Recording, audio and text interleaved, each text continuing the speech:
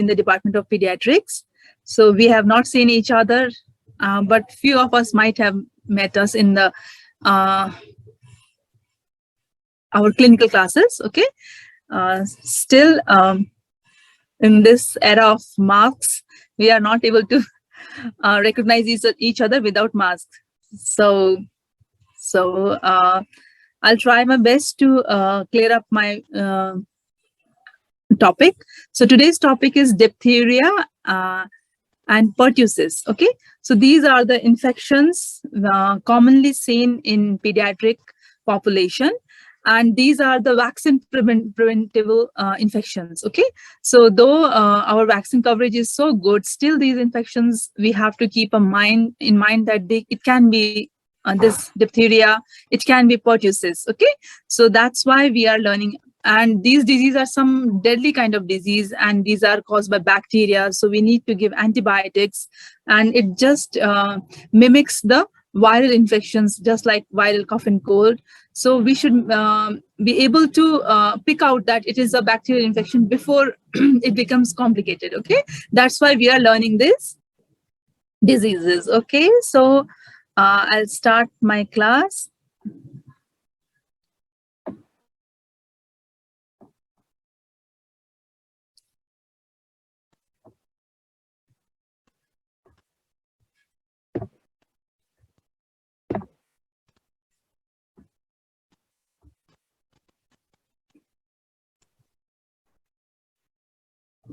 I hope you are able to see my screen. If in between if any problem occurs, please let me know. Feel free to tell me. Okay. So today's topic is diphtheria and pertussis. So first we are going to learn about diphtheria. So diphtheria is an acute toxic infection caused by Corynebacterium diphtheria, and it is rarely toxigenic strains of Corynebacterium ulcerans. So basically Corynebacterium diphtheriae, but sometimes Corynebacterium ulcerans can also cause diphtheria. So these are aerobic, non-encapsulated, non-spore forming, and generally non-motile pleomorphic gram-positive bacilli. So you have already learned it in your microbiology. So these are 4 types of biotypes. So it can be a mitis, intermitis, bifidi, and gravis according to their growth in the growth plates. Okay, so these are not much very much important right now, but it is important for microbiological point of view. So regarding epidemiology, the transmission of this disease, diphtheria, is an airborne respiratory droplet. Direct contact with the respiratory secretions of the symptomatic individual or exudates from the infected skin lesions. So this can cause transmission of the disease. Asymptomatic respiratory tract carriage is important in transmission. Sometimes asymptomatic people can also transmit it. Skin infections and skin carriage are the silent reservoirs, and organisms can remain viable in dust or fomites for up to 6 months. Okay, so this is something contagious. Transmission through contaminated milk and an infected food handler has also been documented. So if you see the pathogenesis of diphtheria, generally the bacteria enter from the nose or mouth. The organism remains in the superficial layers of skin or respiratory tract mucosa. It liberates powerful exotoxin, which is principal cause for local and systemic features. Okay, so it produces exotoxin. The exotoxin causes necrosis of the epithelial cells and liberates serous and fibrous material, which form a grayish-white pseudomembrane, which bleeds if you try to dislodge it. Okay, so this is a typical pathogenic feature of diphtheria, that it makes a pseudomembrane on the surfaces. So it is, I'll show you later on. And if you try to remove it, it bleeds. Okay, and this diphtheria also affects the organs, specifically heart, myocardium. So it causes myocarditis, and kidneys, renal involvement. So if you see the clinical feature, generally the incubation period is 1 to 6 days a week. The onset is acute with a fever and malaise and headache. The child will have mild fever. The child will look toxic. Okay, so generally in a viral fever, when there is a child is having high fever, the child is active. But in case of diphtheria, the child will be febrile and child will not be active. He will be very sleepy and toxic. Other features depend on the site of involvement. So according to the site of involvement, it can be a nasal. Okay, if the bacteria is involving only the nasal area, so it is nasal diphtheria. If it is affecting the pharyngeal area, it's a pharyngeal diphtheria. Tonsillar area, tonsillar diphtheria. Laryngeal or laryngotracheal. Sometimes trachea can also be involved. Skin, eyes, and genitals can also be involved.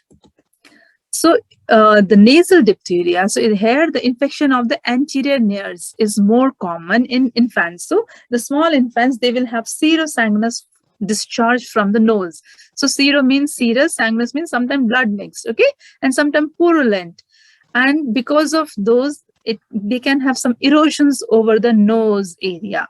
So the ulcerations on the external nares and upper lip is very typical. You will find that you can see it even in viral infections. A lot of nasal stuffiness and runny nose is there, and a lot of cleaning the nose causes ulceration.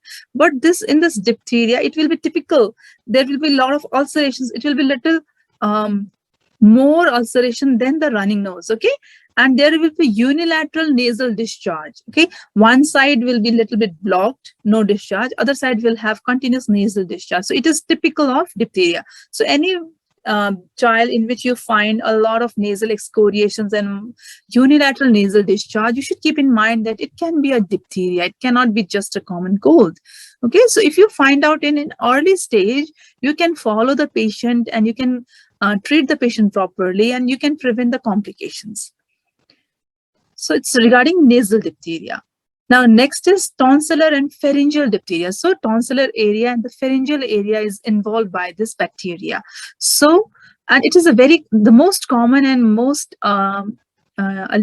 complicated one is tonsillar and pharyngeal diphtheria. Okay, so in the starting, there will be a simple sore throat, just like the other viral upper respiratory tract infections. The child or the infant will have only a sore throat. Only half of the patients have fever, and fewer of may have complaint of dysphagia, hoarseness, malaise, and headache, just like other viral illnesses. So mild pharyngeal injection. So in the starting, you will find that just a mild redness over the pharyngeal area is there. Later on, it may become there may be formation of pseudomembrane over the pharynx and tonsillar area. Okay, it can be unilateral or bilateral. So just now we read in pathogenesis that they make a pseudomembrane grayish white colored, and if you try to remove it, it will bleed. So similar thing you can see now in this. So in the tonsillar and pharyngeal area, you will find a pseudomembrane formation. And sometimes it may extend into the uvula, soft palate, posterior oropharynx, hypopharynx, and glottic area. So see, this is a very sensitive area for us because this is the area from where we are going to breathe. So if a membrane is formed, which is very difficult to remove over this area, so you see a lot of respiratory distress will be there. The patient will not be able to breathe in or breathe out air. So this is a very severe condition in which sometimes you may have to do a tracheostomy, because see, over the glottic area is also there is a membrane formation. You cannot see the opening into the larynx. So sometimes the child may need tracheostomy for prevention from respiratory arrest.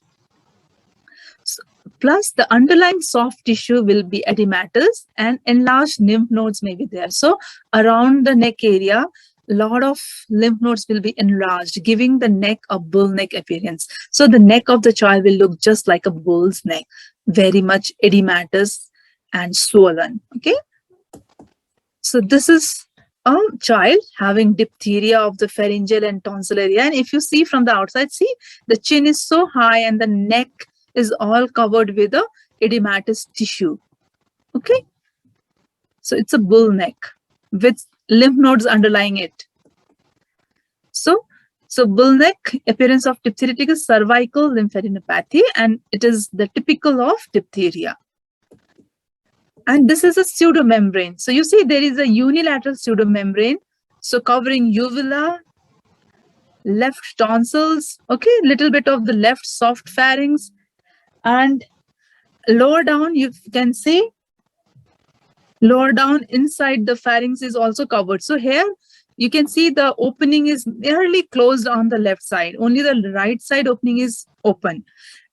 Suppose if this is going to be bilateral, so all the opening for our airway, that is nearly going to close, leading to severe respiratory distress. So this is pseudomembrane, typical grayish white colored. And if you try to remove it with a tongue depressor or soft cotton, it will bleed underneath. So another is laryngeal diphtheria. So the word says larynx. So larynx is involved. So at this, larynx is a place which is important for airway again. Okay. So it has a significant risk for suffocation. So because of local edema and membrane formation, the person may have suffocation leading to respiratory arrest. And sometimes we may find a cutaneous diphtheria, and it is an indolent, non-progressive infection characterized by superficial, ecthymic, non-healing ulcer with a gray-brown membrane. So see, there is a ulcer in the center with a membrane, brown membrane over it, and there is non-healing ulcer surrounding it. Okay, so a non-healing ulcer taking a lot of time to heal, you must suspect cutaneous diphtheria. Other sites of infection can be ear. Sometimes diphtheria may present as otitis externa. In the eyes, it may have purulent and ulcerative conjunctivitis. In genital tracts, as purulent and ulcerative vulvovaginitis. Or sometimes it may produce pyogenic arthritis, though these are very rare. But whenever you are dealing with these diseases like pyogenic arthritis, conjunctivitis, which is not responding well to your regular treatment, at that time you must suspect that it can be a diphtheria. Okay. So for diagnosis, so diagnosis is basically clinical. You find the child's clinical symptom, and you have to diagnose basically by clinical features only. The gold standard is actually cultures. If you can find a culture positive for diphtheria, that is a gold standard. But you see, cultures are not positive in 100% of the cases. So it's really difficult. So that's why our clinical skill is more important in diagnosis diphtheria. Some rapid diagnostic tests can be there. Albert stain from the swab of oropharynx and larynx can sometimes give you the positive results for diphtheria. Regarding the differential diagnosis, okay, so if you find a child with running nose, cough, sore throat, and you find some whitish lesions on the pharynx and is having difficulty in breathing, you should you have a thing in the mind that it can be a diphtheria. But other things can also be kept in mind, that if there is a unilateral nasal discharge, it can be an adenoiditis or some foreign body in the nose. Okay. Streptococcal pharyngitis is a very most important differential diagnosis with the diphtheria, because in the streptococcal pharyngitis also you may have some whitish patches in the pharynx and in the tonsils also. But at that time, that typical membrane formation will not be here. Okay, and lymph node enlargement will be there, mild. It will not be so enlarged that it will look like a bull neck. So if you have a membrane and a bull neck, it is diphtheria. If you don't have a membrane, just whitish spots, and if you try to remove it, that will not be bleeding so much. Even that whitish spot will not be removed like a membrane in streptococcal, because over there that will be a pus points, and if you touch, it will just come out as a pus. But in case of diphtheria, there will be a typical membrane. If you try to remove it, it will be just peeling out like a membrane. So you have to differentiate clinically that it may be a streptococcal or diphtheria. So, and it's a very confusing point. Another can be infectious mononucleosis, in which again you may have lymph nodes and same typical coryzal features like running nose, sore throat. Oral thrush. Oral thrush is candidial infection. Same white colored patches are seen in the mouth, in the tonsillar area. But this oral thrush will be very mild. The child will not have any running nose, no fever, no sore throat. Only the mother will notice a lot of white patches all over the mouth. The mother may complain that child is not eating well, but you will find the child is absolutely fine, playing, no fever. The child will be comfortable. These oral thrush are basically seen normally in infants because of their uh, habits, oral habits. And sometime in the immunocompromised child, you may have oral thrush because of candidal infection. Okay, so another is congenital syphilis. So if you have snuffy nose and running nose and unilateral discharge, sometimes it can be syphilis. Sinusitis can be another differential diagnosis, and foreign body in the nose we already discussed. So regarding the complications, so I already told you we have to take out the diagnosis of the patient before the patient goes into a complication. Okay, so we are more worried about the complications rather than the disease. Sometimes disease may be mild and get improved with mild antibiotics, so we have to pick up the patient's diagnosis before the child goes into complications. So what are the complications? So regarding the complications, as we already discussed, because of the pseudomembrane, the patient may have respiratory tract obstruction. So you may sometimes have to do bronchoscopy, intubation and mechanical ventilation, and sometimes tracheostomy to prevent the child going to arrest and for the making the pathway for respiration. Then is toxic cardiomyopathy. So as I told you, the toxins, they affect on the heart and kidneys the most commonly. So those may lead to cardiomyopathy. So cardiomyopathy may be visible to you. You will suspect when there is a tachycardia out of the proportion of the fever. So whenever there is a high temperature, the child's heart rate always increases. Okay, so that's known as tachycardia. But the child is having very mild grade fever, or child is not having any fever, but the child is having a more heart rate is very high for the age of the child. So you have to think the child is going into myocarditis. And if you do a ECG, you may find a prolonged PR interval and sometimes changes in the STT waves. Okay. Then is toxic neuropathy. So these toxins can affect the neurons, leading to palatal palsy. So the patient may have nasal twang and nasal regurgitation, the change in the voice of the patient, and sometimes mother may complain that the baby is vomiting from the nose. Okay, the child is vomiting and the vomit is coming from the nose, or sometimes child is eating and the eating thing is coming from the nose. So that is known as nasal regurgitation. Okay, because of the palsy of our palate. So generally it's seen in the second week of the illness.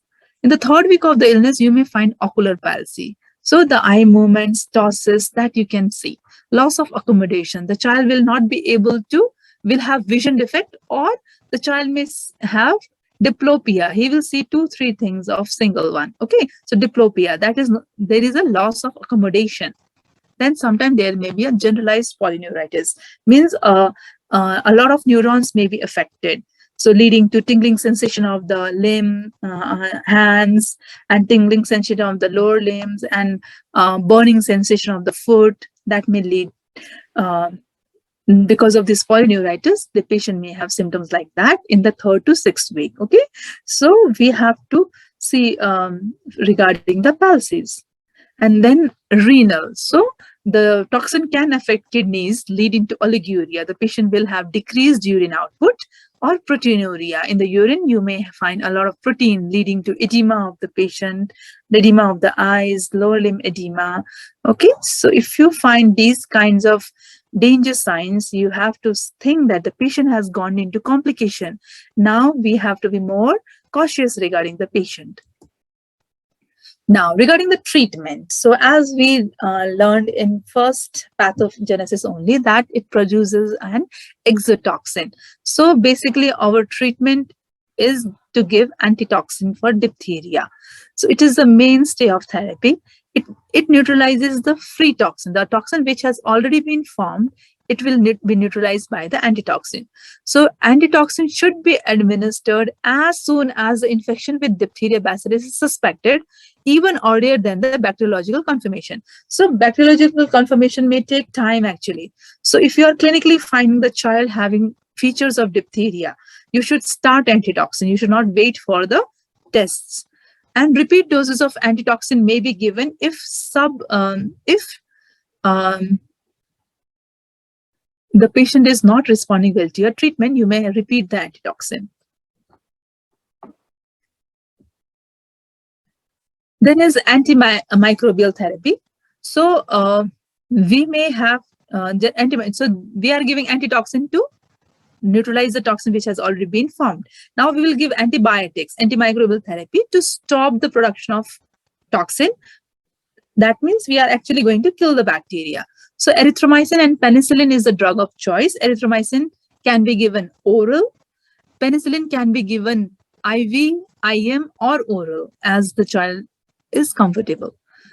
Along with that, supportive management is very important. So bed rest for 2 to 3 weeks. So as I told you, there may be cardiomyopathy. So if the child is going into myocarditis, cardiomyopathy, you have to give a strict bed rest for 2 to 3 weeks.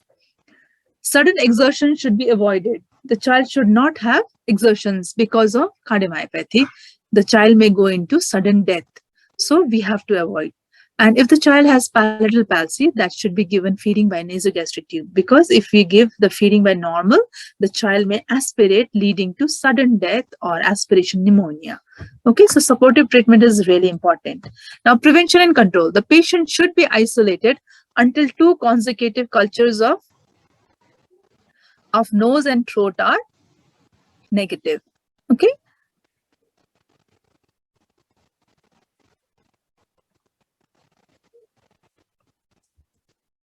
So as I told you, this is a very contagious disease.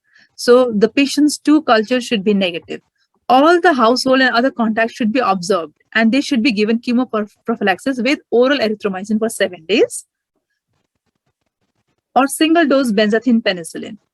So previously immunized asymptomatic patients should receive booster doses of diphtheria toxide. Okay, already DPT is already been given to a lot of nearly 90% of the children in our country. So if he is exposed to diphtheria, we should try to give a booster dose. If not immunized, they should receive immunization according to their age. Okay, we cannot give the capital D diphtheria beyond 5 years. So beyond 5 years, we give small d, that we will learn in vaccinations, why we are saying D, capital D and small d. So that's why it is written as according to their age. So what kind of diphtheria vaccine they can be given, they should be given. Okay. Now, next is pertussis. Okay, so that's up to, that's for diphtheria. If we have any questions, we can do it later on. Next topic is pertussis or whooping cough. Before starting, I would ask, the time limit is just 8 minutes now. So I hope we will join after we finish it, okay? I'll ask all of you to rejoin, okay? Are you able to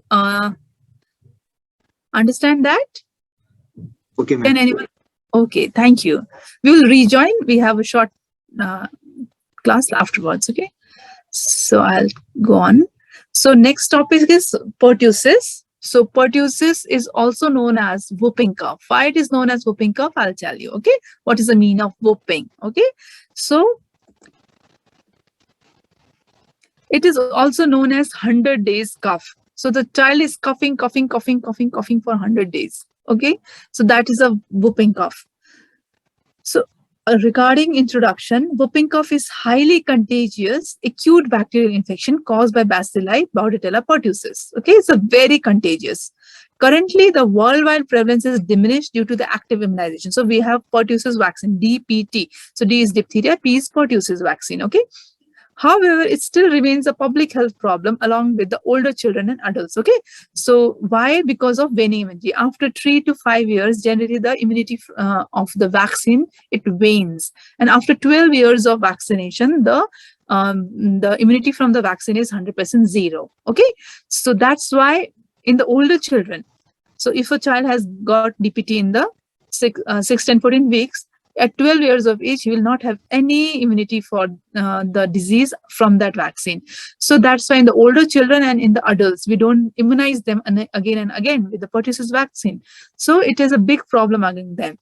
And because of the older people, the infants and children are again affected with the pertussis. That's why we are reading it. We are learning this pertussis disease in children. Okay. So transmission is through respiratory route in the form of droplet infection.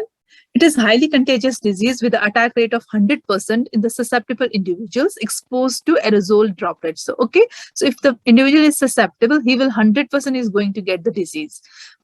And as I told you, after 3 to 5 years of vaccination, the the immunity wanes, and after 12, there is no immunity. Coughing, adolescents and adults are the major reservoir for Bordetella pertussis and are usually the source of infection for the infants and children. So, our older person in the house, he is coughing with the pertussis, and it's going to give the infection to the child. So, Bordetella pertussis, it's an aerobic gram-negative cocobacilli.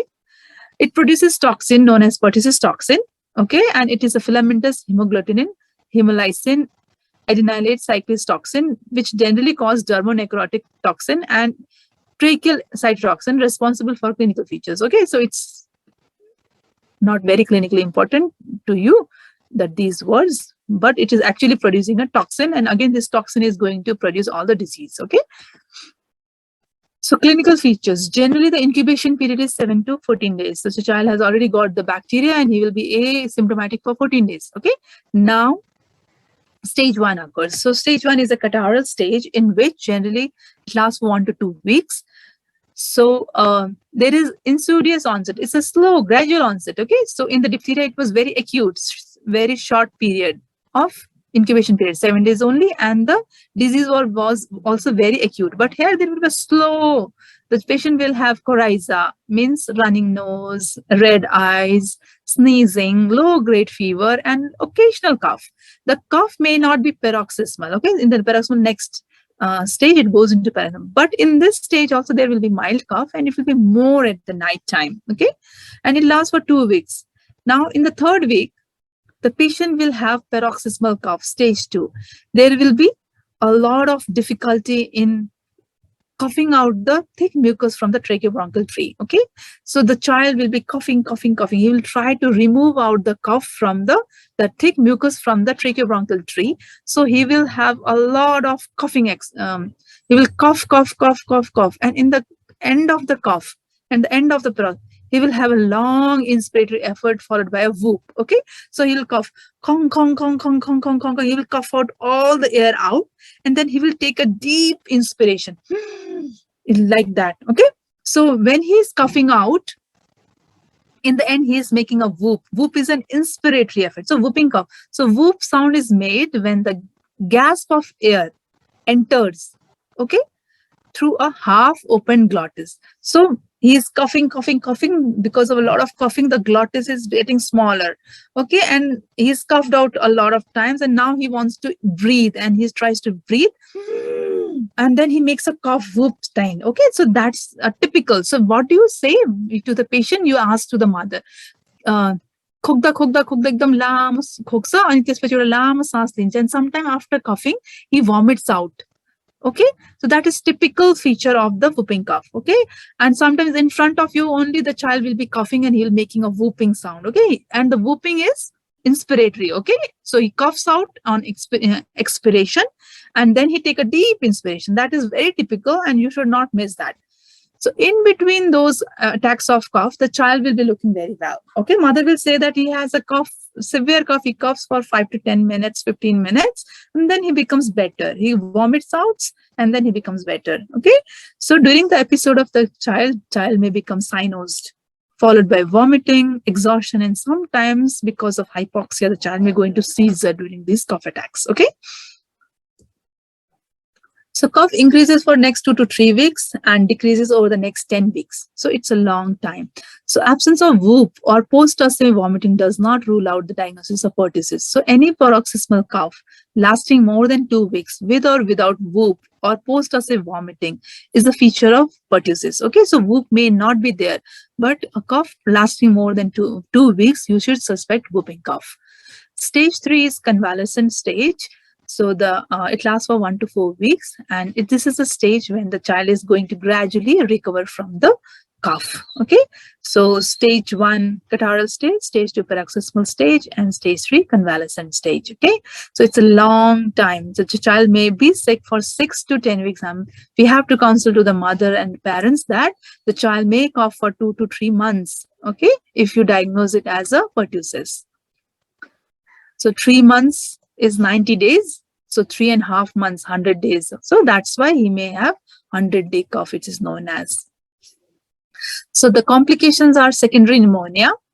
So because of those, you may have secondary infection and pneumonia, apneic spells in the neonates and infants. Neurological complications can be seizures and encephalopathy due to toxin or hypoxia or cerebral hemorrhage. Otitis media can also be occurring. Malnutrition due to persistent vomiting, inguinal hernia or rectal prolapse because of forceful coughing. Bleeding episodes like epistaxis or retinal hemorrhages or conjunctival hemorrhages in the child can be seen. So differential diagnosis, the child may have Bordetella pertussis, but with that, you may also have adenovirus infection leading to similar kind of illnesses, coughing, running nose, coryza, mycoplasma pneumonia, or chlamydia trachomatis pneumonia can also be a differential diagnosis. And foreign body aspiration, endobronchial tuberculosis, and any mass pressing on the airway should also be kept as a differential diagnosis. So for diagnosis, is suspected on the basis of history, clinical examination, and is confirmed by culture and genomics and serology. So if we have elevated WBC count with lymphocytosis, absolute lymphocyte count should be more than 20,000. So it will be highly suggestive of pertussis. So cultures are the gold standard, and we do it on boarded gongu media. However, cultures are generally not recommended in clinical practice as the yield is poor, and because of previous vaccination and